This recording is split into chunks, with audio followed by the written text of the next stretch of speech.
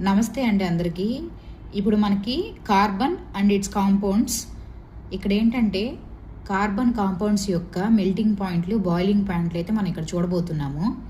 Acetic acid CH3COOH formula చాలా important అండి.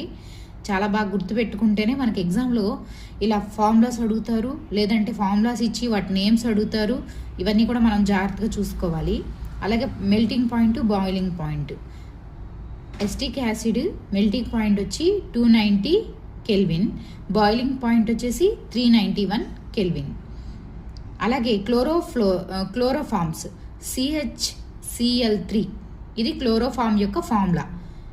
Melting point 209, boiling point 334.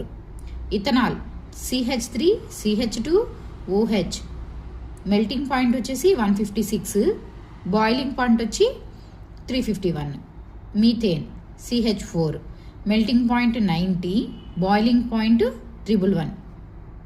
ప్రతిదీ ఇలాంటి టేబుల్స్ ఇచ్చినవి అయితే ఇంకా జాగ్రత్తగా చూసుకోవాలి. మనం అన్నీ ఓన్లీ సిబిఎస్ సిలబస్ మాత్రమే ఇస్తారు మనకి, అంతకుమించి వాళ్ళు వెళ్ళరు. సిబిఎస్ సిలబస్లోనే ప్రతి ఒక్క క్లాస్ అప్ టు 10th అన్నారు, క్లియర్గా నోటిఫికేషన్లో మెన్షన్ చేశారనమాట. ప్రతిదీ 1 to 10th అంటే మనకి 6 to 10th ప్రతి ఒక్క బిట్ మీరు మ్యాక్సిమం కవర్ చేస్తే మటుకు అవుట్ ఆఫ్ తెచ్చుకోవచ్చండి. జనరల్ సైన్స్ మాత్రం ఇందులో మనకి ఎటువంటి డౌట్